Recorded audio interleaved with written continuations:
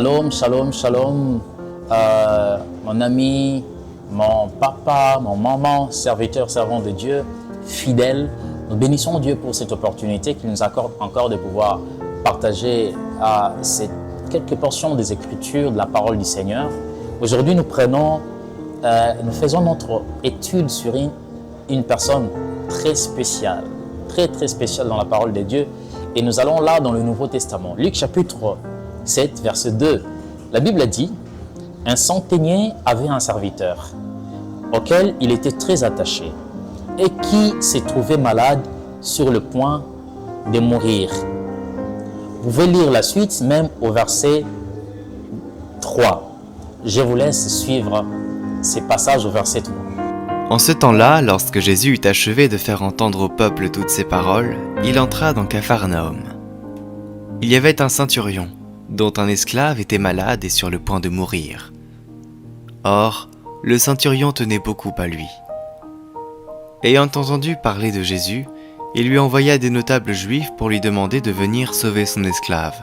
Les envoyés trouvèrent l'esclave en bonne santé.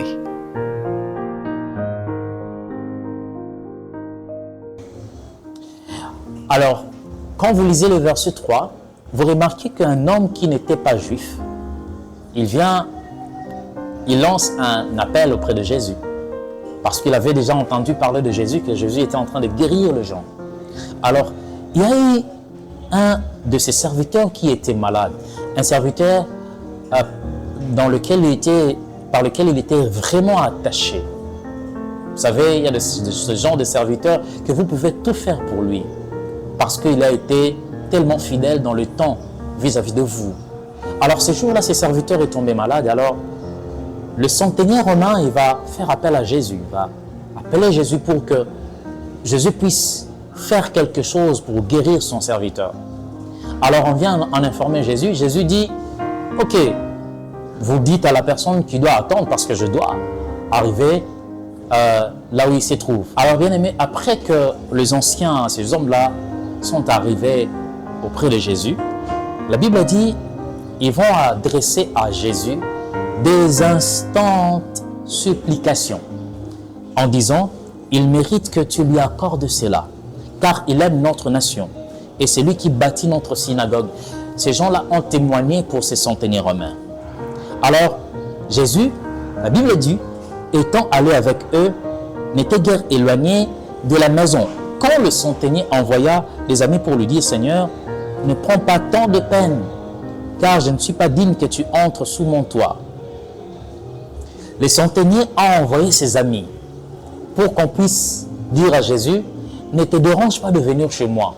Tu peux simplement dire quelque chose et mon serviteur sera guéri. » J'ai aimé la foi de ces centeniers et j'en suis sûr que Jésus également a aimé la foi de cet homme. Il a dit, ah bon? Ok, il y a aussi ce genre de foi dans cette ville. Et d'ailleurs, il n'est même pas un juif. Alors Jésus a aimé deux choses principalement. Il a aimé les témoignages qu'on a donnés de ces centeniers, mais également il a aimé la foi de ces centeniers. En disant, ok, si c'est le cas, ok, je vais faire quelque chose. Bien aimé, quelquefois, une personne qui a la foi, ça se voit par ses mots.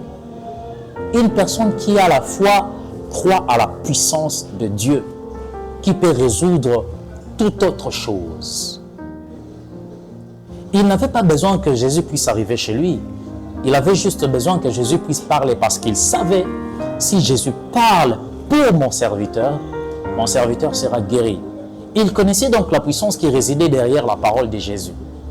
Est-ce que vous croyez à la puissance qui découle de la parole de Dieu? Raison pour laquelle, lorsque nous prions, nous demandons toujours à Dieu, Seigneur, dis quelque chose pour moi.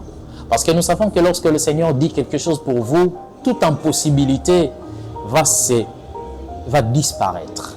Lorsque Dieu dit une chose pour toi, ça te donne une orientation de là où, du chemin que tu dois prendre. Raison pour laquelle, quelquefois, quand vous manquez à dire dans votre prière, dis au Seigneur, Seigneur, dis quelque chose pour moi.